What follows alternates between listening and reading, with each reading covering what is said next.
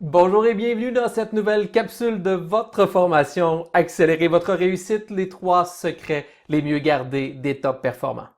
On poursuit l'ouverture de notre STAR avec maintenant le R de STAR, c'est-à-dire le 4e secteur d'activité, la 4e étape de cette démarche afin de s'intéresser davantage à nos clients, afin de mieux les connaître, afin de mieux les comprendre pour au final travailler à développer notre clientèle cible. Alors, on a vu le S, situation familiale, le T pour le travail ou l'occupation, le O pour les objectifs et attentes, et nous voilà rendus au R.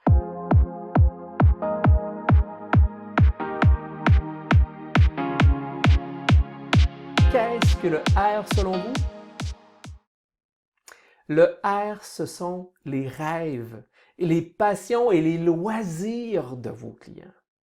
C'est probablement l'étape qui est la plus fertile, l'étape la plus importante pour être en mesure de développer des territoires communs.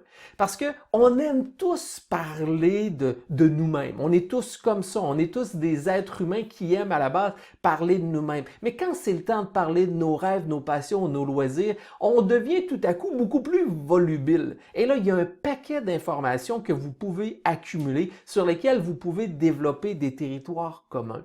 Et d'ouvrir avec des questions de nature ouverte qu'on dit, c'est-à-dire quels sont vos rêves qui permettent à vos clients de développer, d'en dire davantage, vous permettra d'aller mieux connaître votre client, c'est certain.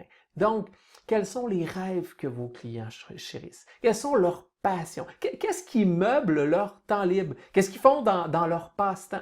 Est-ce que ce sont des gens qui ont des loisirs en particulier? Est-ce que ce sont des gens qui font un sport en particulier? Si oui, quel sport pratiquent-ils? À quelle fréquence? À quel endroit? Prendre le temps de s'intéresser aux rêves, aux loisirs et aux passions de vos clients.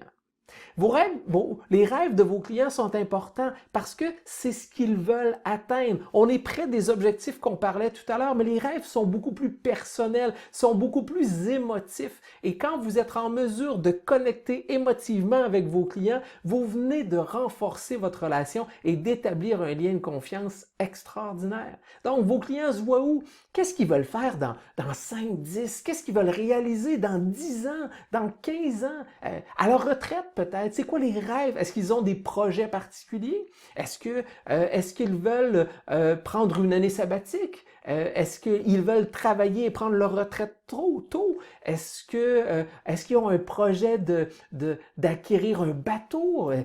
Vous voyez, à prendre le temps de vous intéresser à eux sur leurs rêves, leurs passions et leurs loisirs vous donne une multitude d'informations pour développer des territoires communs. Et les territoires communs, même si vous ne les possédez pas à 100%, ces territoires communs-là, vous avez peut-être vous-même un intérêt envers un loisir ou un sport en particulier. Si votre client pratique, je ne sais pas moi, un sport, le hockey, et que vous êtes un amateur de hockey à la télévision, mais vous avez un territoire commun. Vous n'avez pas besoin d'être vous-même un joueur actif. S'il y a un loisir en particulier qu'il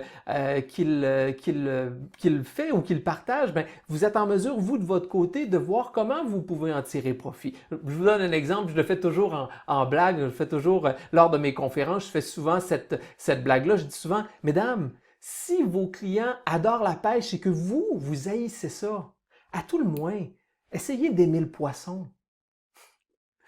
Elle est plate, je le sais, elle n'est pas très très drôle, mais pour moi, je trouve que ça fait tout simplement illustrer que le territoire commun n'est pas nécessairement juste ce que vous avez besoin de déterminer, de faire exactement la même activité. Vous êtes en mesure d'être à quelque peu intéressé et caméléon par rapport aux loisirs et aux rêves et aux passions de vos clients, toujours dans une optique de mieux les connaître, mieux les comprendre, mais surtout de développer des relations d'affaires profitables.